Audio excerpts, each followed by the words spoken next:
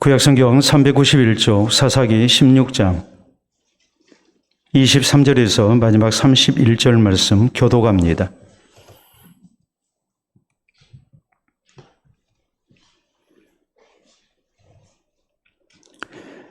교독합니다. 블레셋 사람의 방백들이 이르되 우리의 신이 우리 원수 삼손을 우리 손에 넘겨주었다 하고 다 모여 그들의 신 다곤에게 큰 제사를 드리고 즐거워하고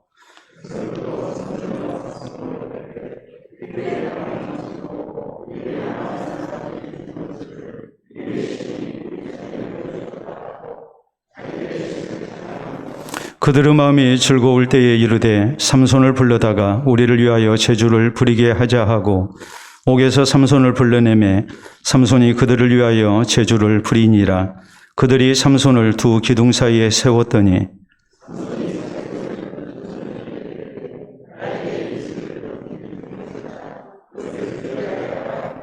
그 집에는 남녀가 가득하니 블레셋 모든 방백들도 거기에 있고 지붕에 있는 남녀도 3,000명 가량이라. 다 삼손이 제주 부리는 것을 보더라.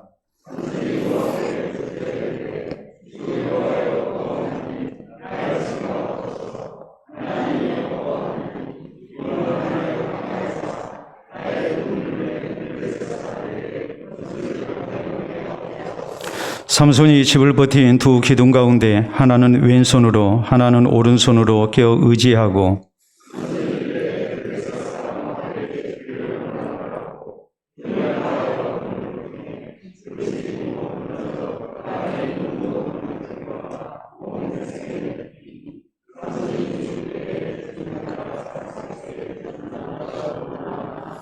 그의 형제와 아버지의 온 집이 다 내려가서 그의 시체를 가지고 올라가서 소라와 에스다올 사이 그의 아버지 마노아의 장지에 장사하니라. 삼손이 이스라엘의 사사로 20년 동안 지냈더라. 아멘. 오늘 광고한 대로 오늘 말씀을 전해주실 목사님은 노회장이시고 광주 산숙교회 담임하고 계시는 임춘수 목사님이십니다.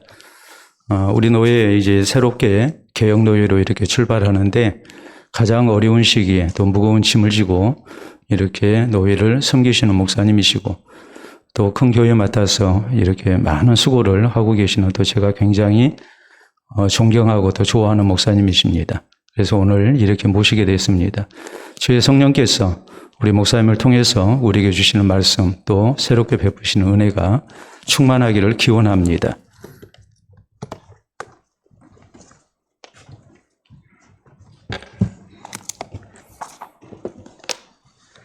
기도하겠습니다. 참으로 좋으신 우리 하나님 아버지 감사합니다. 오늘도 이렇게 귀한 부활주의를 맞이하여 우리가 부활의 은혜 가운데 주님을 바라보게 하시고 주의 손을 붙잡고 담대한 신앙생활을 할 수 있도록 은총 베푸심을 감사합니다. 주님 이 시간 주님의 말씀을 들으려고 합니다. 가르쳐 주시옵소서. 깨닫게 하여 주옵소서. 마음의 문을 활짝 열게 하시고 두 귀를 기울여 집중하여 듣게 해 주옵소서. 하나님이 말씀 속에서 말씀을 통해 우리에게 무엇을 가르쳐 주려는지 그리고 하나님의 거룩하신 뜻과 의도가 무엇인지 저희들로 하여금 분명하게 깨닫게 하시고 그 뜻대로 지켜 순종함으로 30배, 60배, 100배의 열매를 맺는 아름다운 신앙생활이 되게 하여 주옵소서. 주의 성령님, 이 자리에 모인 사랑하는 나군께 모든 성도님들 위해 한결같은 은혜와 복으로 채워주시기를 간절히 바라옵고 나오며 거룩하신 예수 그리스도의 이름으로 기도드리옵나이다. 아멘. 우리 앞뒤 옆 사람 같이 한번 인사했으면 좋겠습니다. 이렇게 인사했으면 좋겠어요. 우리는 주님 나라에서 같은 한 가족이잖아요. 한 식구잖아요. 그러니까 아마 대충 알 거예요. 누가 나보다 더 많은 형님인지 누가 나보다 더 많은 언니인지 잘 알죠? 그러니까 이 시간에 같이 그렇게 인사했으면 좋겠어요. 형님 주의 사랑으로 사랑합니다. 언니 주의 사랑으로 사랑합니다. 누님 주의 사랑으로 사랑합니다. 동생 주의 이름으로 사랑하네.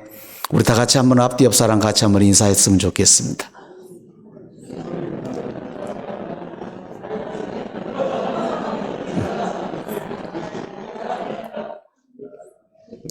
저도 인사를 형님 주위에 사랑합니다.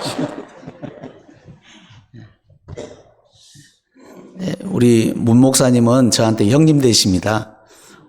저희 형님하고 고등학교 동창이세요.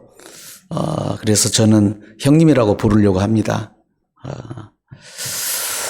며칠 전에 이렇게 하늘에서 좋은 단비가 쏟아졌습니다. 얼마나 고마웠는지 모릅니다. 감사했는지 모릅니다.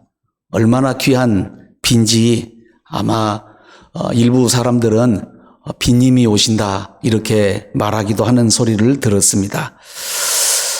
나라도 마찬가지입니다. 해마다 가뭄 아니면 홍수로 인해서 반복적으로 나라가 이렇게 어려움을 겪는 것을 보게 됩니다. 보통 홍수 때에 각 방송사마다 이렇게 물에 잠겨버린 논과 밭 또는 침수된 지하주택들을 보여줍니다. 그리고 홍수로 불어난 한강의 수위 조절을 잘 해야 한다고 방송에서 떠들어댑니다.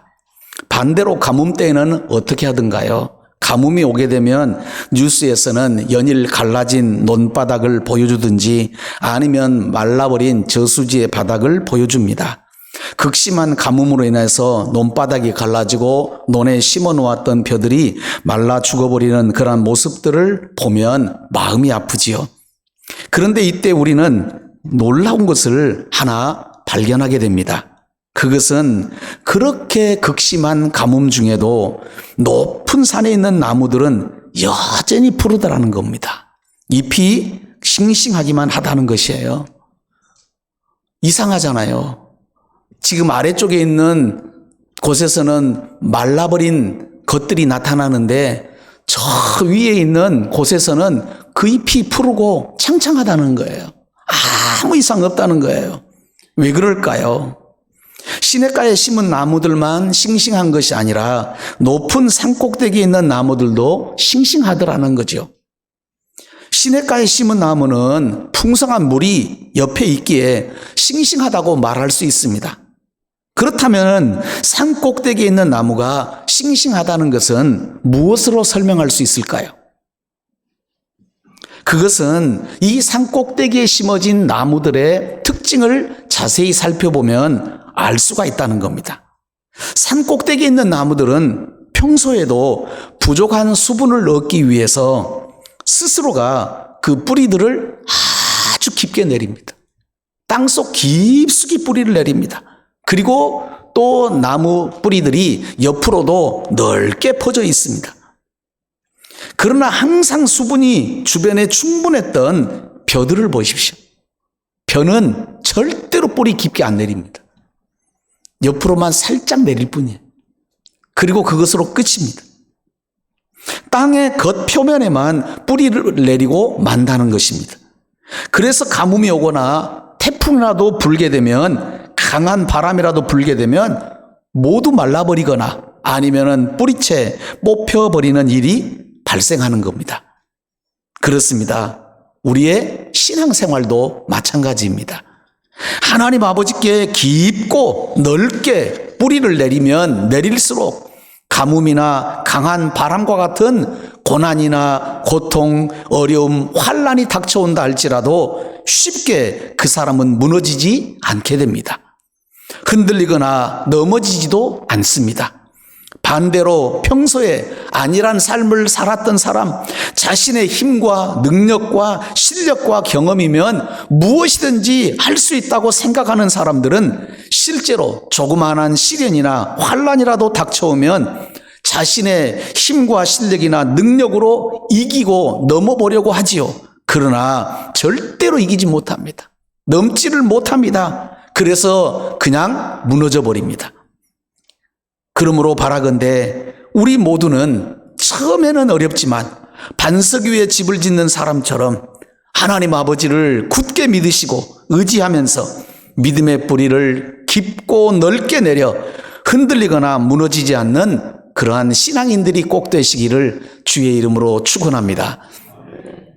오늘 우리가 읽은 이 본문의 말씀은 이스라엘의 나실인이었고 사사였던 삼손이 하나님께서 주신 힘을 잃어버리고 블레셋 사람들에게 붙잡혀 두 눈 뽑히고 감옥에 갇혀 맷돌을 돌리고 있었는데 하나님께 부르짖음으로 하나님의 힘을 다시 회복하여 많은 블레셋 사람들을 멸하고 장렬한 죽음을 맞는 삼손의 최후 장면을 기록하고 있습니다. 블레셋 사람들은 하나님이 주신 힘을 잃어버린 이 삼손을 결박하고 두 눈을 뽑고 감옥에 가두어 매일 맷돌을 돌리도록 했습니다.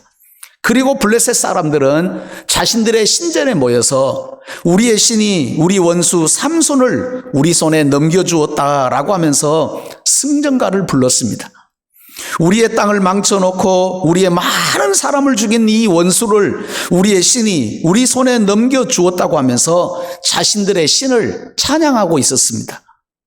들릴라라고 하는 여인과 결탁하여서 삼손을 무력화시키고 삼손을 사로잡은 이 블레셋 사람들이 이를 기념하며 감사하기 위해 자신들이 섬기고 있었던 우상 다곤 신전에 모여 축제를 벌였던 것입니다. 이때의 블레셋 사람들은 옥에 갇힌 삼손을 끌어내어 자신들의 즐거움을 위해 제주를 부리도록 했습니다.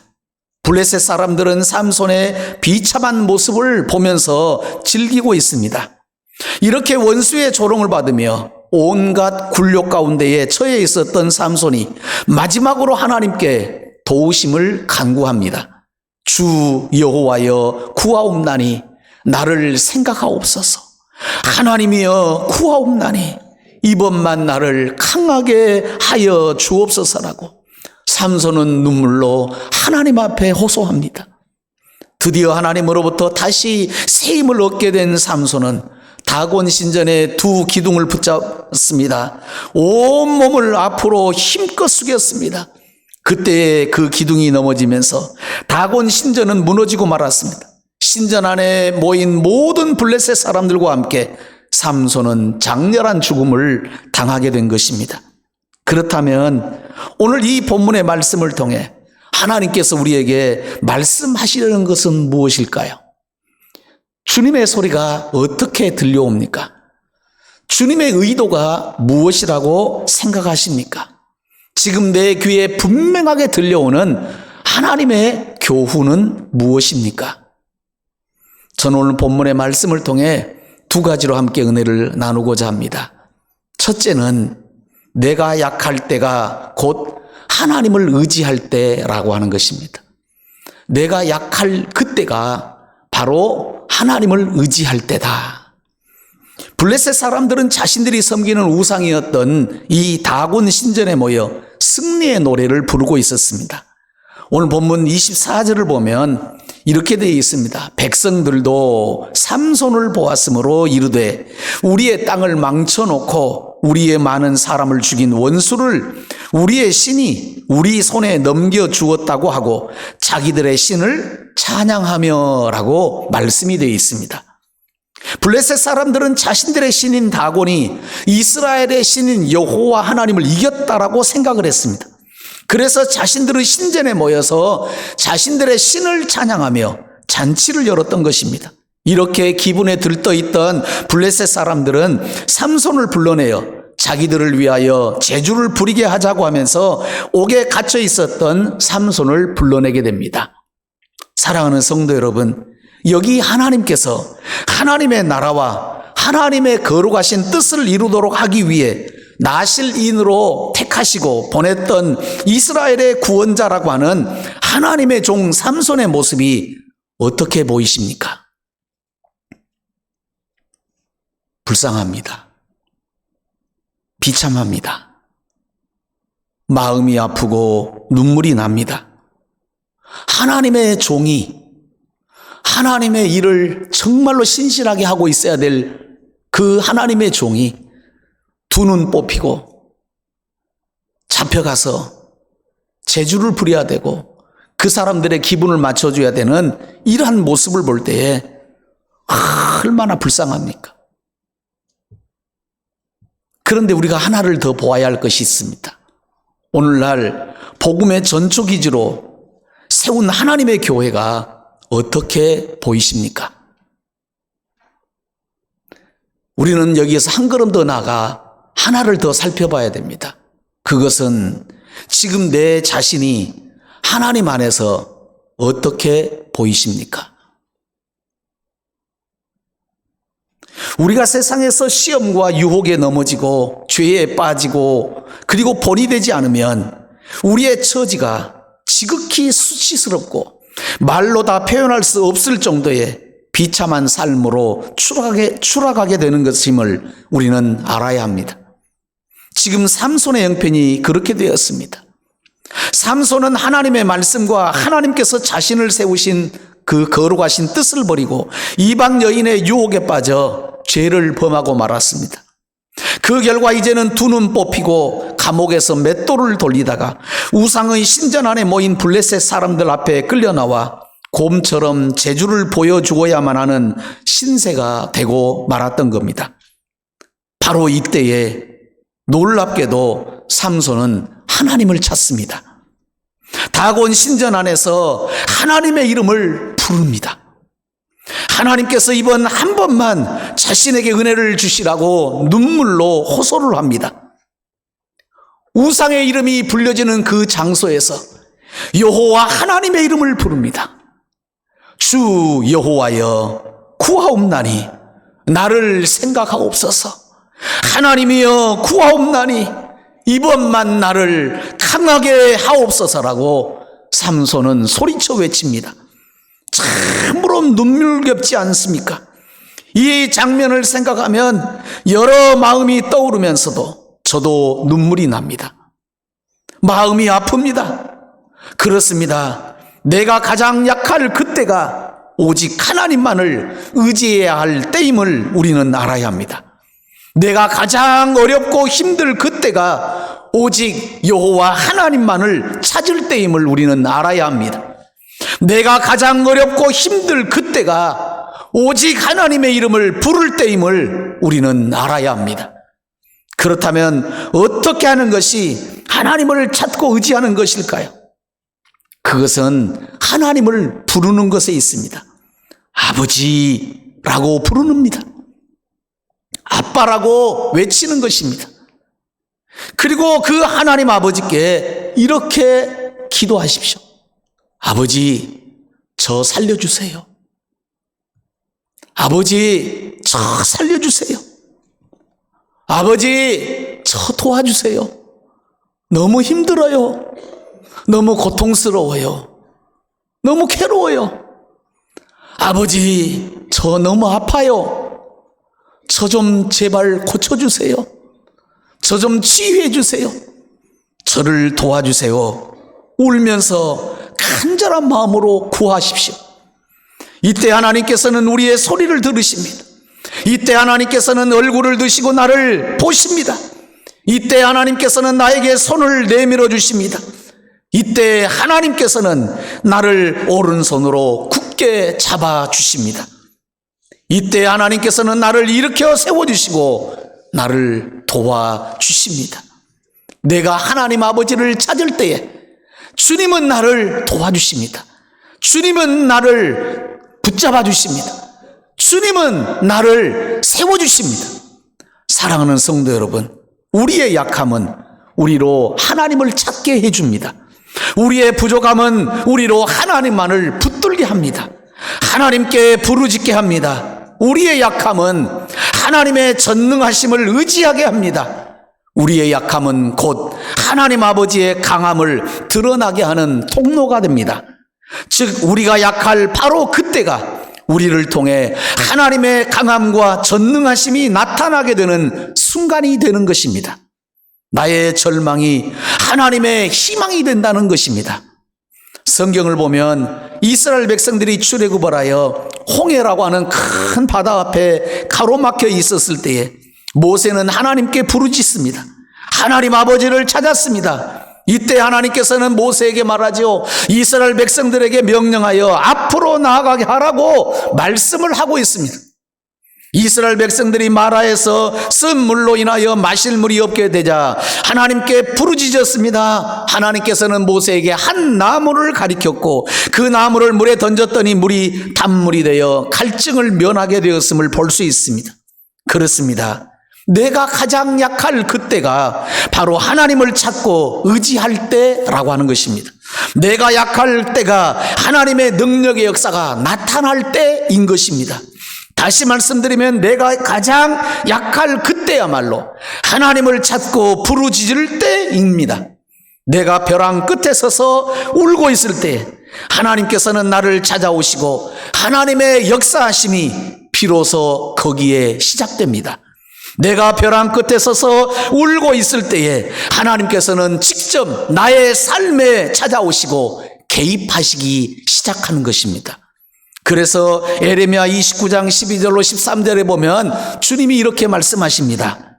너희가 내게 부르짖으며 내게 와서 기도하면 내가 너희들의 기도를 들을 것이요 너희가 온 마음으로 나를 구하면 나를 찾을 것이요 나를 만나리라고 주님 약속해 주셨습니다.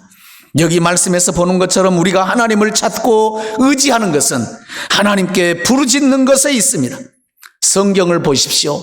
모세, 엘리야, 다윗, 이사야, 다니엘 등 수많은 믿음의 영웅들을 보면 한 가지 공통점이 있습니다.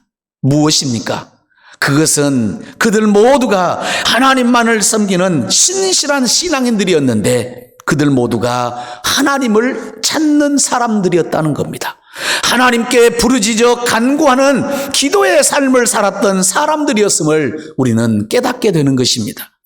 사랑하는 성도 여러분, 우리가 약해지면 약해질수록 나에게 괴로움이 더해지고 고통이 커지면 커질수록 그것은 하나님을 찾고 하나님께 부르짖어 하나님의 도우심을 받아야만 한다는 하나님의 나를 향한 특별한 사인임을 꼭 명심하시고 하나님을 붙잡고 의지하며 살아가려는 우리 모두의 신앙생활들이 꼭 되시기를 주의 이름으로 축원합니다. 하나님의 사인을 혼돈하지 마십시오. 잘 깨달으십시오. 고통이 찾아오면 다른 사람 탓하지 마세요. 고통이 찾아오면 불평하지 마세요. 원망하지도 마세요. 고통이 찾아오는 것은 하나님을 찾으라고 하는 사인이에요. 그러므로 주님을 찾으셔야 됩니다. 불평하지 마세요. 죄짓지 마세요. 다른 사람 탓하지 마세요. 죄짓지 마세요. 그것은 옳은 것이 아니에요. 올바른 신앙은 하나님 아버지를 찾는 것에 있습니다. 두 번째로 하나님을 의지하는 것이 곧 나의 참된 힘이 됩니다. 하나님을 찾는 사람이 힘 있는 사람이라는 거예요. 하나님을 찾지 못하는 것은 힘을 잃어버린 거예요. 하나님을 찾을 때에 그것이 나에게 힘이 됩니다. 블레셋 사람들이 자신들의 즐거움을 위하여 감옥에서 맷돌을 돌리고 있었던 삼손을 자신들의 신전에 불러냈습니다. 이때 삼손은 하나님께 울면서 부르짖게 됩니다. 오늘 본문 28절에서 그렇게 말합니다. 주 여호와여 구하옵나니 나를 생각하옵소서. 하나님이여 구하옵나니 이번만 나를 강하게 하여 주옵소서라고 삼손이 기도합니다. 그리고 삼손은 다곤 신전을 버틴 두 기둥 가운데에 서서 기둥 하나는 왼손으로 다른 기둥 하나는 오른손으로 껴 의지하고 온 힘을 다하여 몸을 앞으로 굽혔습니다. 이때 놀랍게도 이 다곤 신전은 곧 무너졌고 신전 안에 있던 모든 블레셋 방백들과 온 백성이 모두 죽임을 당하고 말았습니다. 삼손이 살았을 때의 죽인 자보다 더 많은 사람들이 죽임을 당하게 되었다라고 성경은 증거하고 있습니다. 그렇다면 이 삼손의 마지막 힘은 어디에서 왔을까요? 삼손의 머리카락이 자라났기 때문일까요? 아니면 삼손이 화가 나가지고 자신의 젖먹던 힘까지 쏟아냈기 때문일까요? 결코 아닙니다. 삼손의 힘은 하나님을 의지할 때 하나님께서 주신 힘이었습니다. 하나님의 능력이었습니다. 하나님의 역사였습니다. 삼손의 힘은 위로부터 부어진 것입니다. 삼손의 힘은 인간의 힘이 아닌 하나님의 능력이었던 것입니다. 삼손은 하나님께서 주신 그 힘으로 블레셋의 우상이 있는 다곤 신전을 무너뜨림으로 하나님만이 참신이심을 스스로 드러내게 됩니다. 그리고 하나님께서 주신 그 힘으로 하나님의 뜻대로 블레셋을 심판하게 된 겁니다. 그렇습니다. 우리가 하나님을 찾고 의지할 때에 하나님의 개입하심이 나타나기 시작합니다. 여기 이 말 잘 기억하십시오. 하나님의 개입하심. 내 인생 속에 하나님의 개입하심이 나타납니다. 언제요? 내가 하나님을 찾을 때, 내가 하나님을 부르짖을 때에, 내가 하나님 앞에 나가 엎드려 기도할 때에 하나님의 개입하심이 내 인생 속에 나타납니다. 우리가 하나님을 찾고 의지할 때에 살아계신 하나님의 역사하심이 나타납니다. 성도들 가운데에 하나님이 살아계심을 믿으십니까? 라고 물으면 아멘이라고 합니다. 그런데 많은 경우에 하나님이 역사하십니다 라고 하는 말에는 선뜻 아멘을 못합니다. 왜? 내가 기도해도 안 된 것 같아. 내가 기도해도 하나님 역사가 안 이루어진 것 같아. 나 기도 응답 받은 것도 없는 것 같아. 그러니까 확신이 없는 거예요. 아닙니다. 하나님은 살아계십니다. 동시에 하나님은 역사하시는 분이십니다. 꼭 믿으시기를 주의 이름으로 축원합니다. 이 믿음이 진짜 믿음이에요. 하나님은 역사하십니다. 우리가 기도하면 역사하십니다. 반드시 역사하십니다. 내 때에 역사하지 않으면 역사하지 않는 것입니까? 아니에요. 내 때 역사하지 않아도 돼요. 우리의 마음은 이기적인 마음 버리세요. 내가 기도했으니까 내가 응답받아야 된다. 아니에요. 내 후손이 응답받아도 받는 거예요. 100년 뒤에 응답이 일어나도 응답이 일어나는 거예요. 그러니까 우리는 기도하는 거예요. 기도의 씨를 부지런히 심는 거예요. 우리 성도님들이 부지런히 기도해야 돼요. 새벽을 깨우고 기도해야 돼요. 저녁에도 기도해야 돼요. 열심히 기도해야 돼요. 하나님을 찾아야 돼요. 하나님을 의지해야 돼요. 하나님 앞에 부르짖어야 돼요. 내 목소리가 어디 가버렸습니까? 내 목소리가 어디로 가버렸어요? 하나님 앞에 나와서 기도해야 돼요. 주님의 전에 나와서 기도해야 돼요. 주님 이렇게 아름다운 건물을 만들어 놨잖아. 왜 이것을 꼭꼭 담아둡니까? 기도해야죠. 와서. 우리가 하나님을 의지하는 것 자체가 우리의 힘인 것입니다. 하나님을 찾고 부르짖으며 하나님을 믿고 의지하는 것이 우리의 참된 능력이 되고 전능하신 하나님을 힘입는 길이 되는 겁니다. 죄악된 세상 속에서 우리로 하여금 올바른 길을 가게 하고 올바른 삶을 살게 하는 힘이 되는 것은 바로 하나님을 믿고 하나님을 의지하는 것에 있습니다. 왜냐하면 우리는 어디가 올바른 길인지 어떻게 하는 것이 올바른 삶을 사는 것인지 도무지 알 수 없기 때문에 그렇습니다. 시편 73편을 보면 시인은 자신이 넘어질 뻔하였다는 말을 하고 있습니다.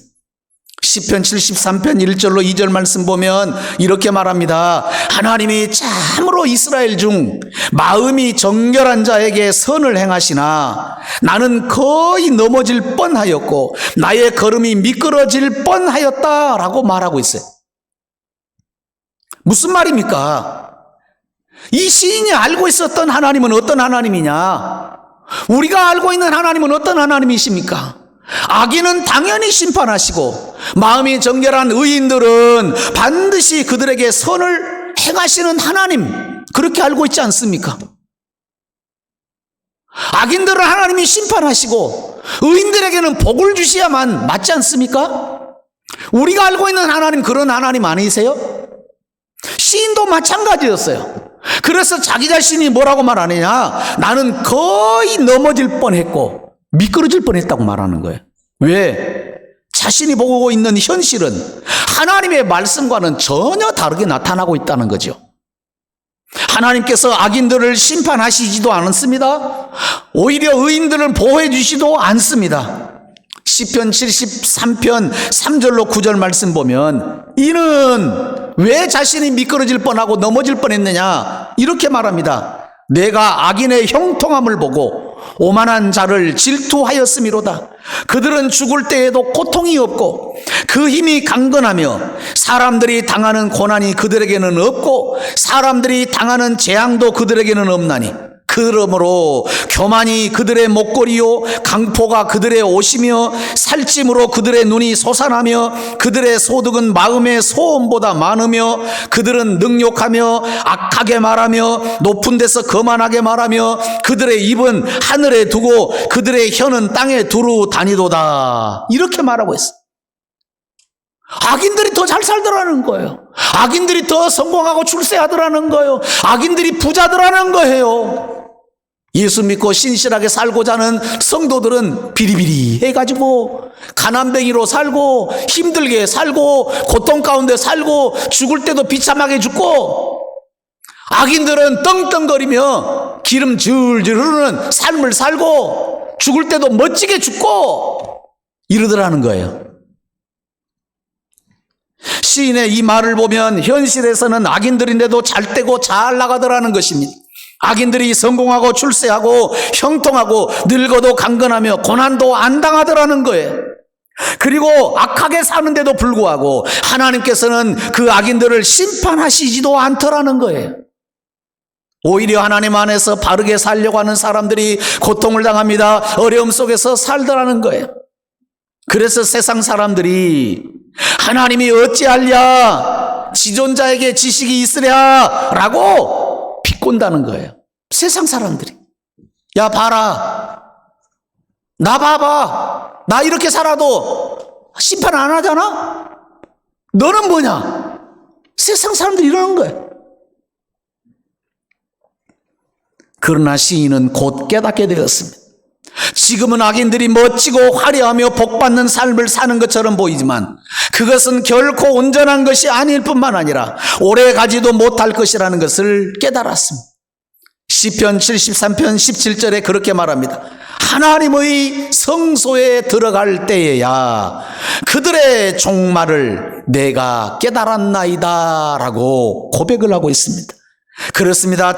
악인들의 종말은 실로 비참했습니다. 악인들의 종말은 불쌍하기가 그지없었습니다. 하나님의 심판은 결코 피하지 못한다는 것입니다. 반드시 그들에게 주어진 것은 지옥의 심판이었던 겁니다. 하나님을 믿지 않고 하나님을 찾고 의지하지 않는 자들의 최후를 알게 된 것입니다.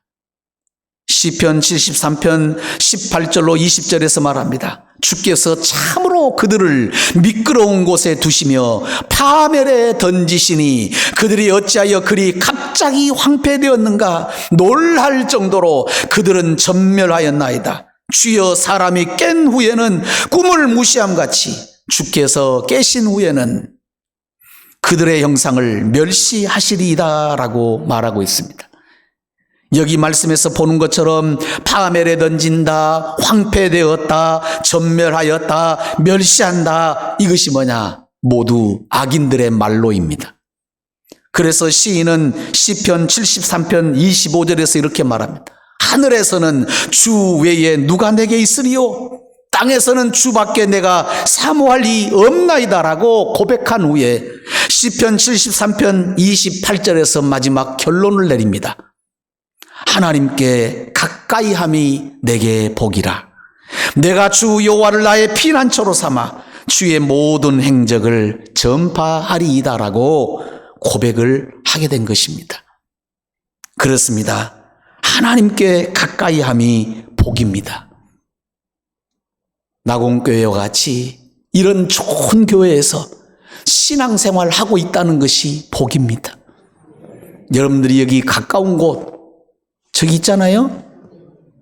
내가 저기에서 이 모씨를 재림주로 알고 그 사람을 신으로 알고 그 사람 밑에 가서 전 재산 다 바치고 꼬북노릇 하고 그렇게 살고 있는 그 모습을 상상을 해보세요. 얼마나 불쌍합니까? 그런데 우리들은 이런 좋은 교회에서 정말로 신실하고 좋은 목사님 모시고 그리고 좋은 장로님들과 함께 신앙생활하며 믿음의 삶을 살고 영원한 천국을 소망 중에 바라보며 살아가고 있으니 얼마나 복받았냐는 거예요. 여러분들 가르쳐 주세요. 그걸 잘 모르는 사람들이 있더라고. 그래서 앞뒤 사람, 앞뒤 옆 사람 같이 이야기해 주세요. 장로님 복 받으셨습니다. 권사님 복 받으셨습니다. 집사님 복 받으셨습니다. 얼른 알려주세요.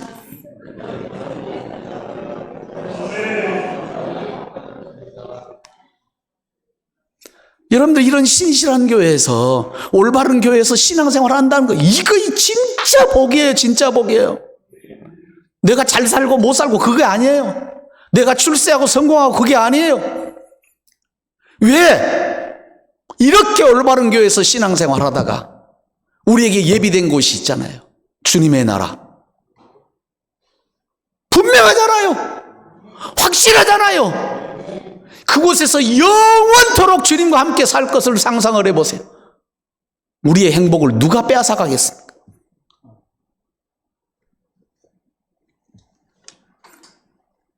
신실하고 아름답게 신앙생활하는 믿음의 성도들과 함께하는 이것이 진짜 복이에요. 좋은 교회에서 좋은 목사님 모시고 좋은 성도들과 함께 신앙생활하는 것, 이것이 최고의 복인 줄로 믿습니다. 하나님을 믿고 의지하는 것만이 곧 나의 힘이 됩니다. 세상에서 볼 때에 더 효과적인 것 같고 더 유익할 것 같이 보이는 여러 가지 방법이나 수단들이 있습니다. 그래서 그런 방법이나 수단을 받아들이려고 하는 것이 세상 사람들이 취하는 미련한 자세입니다.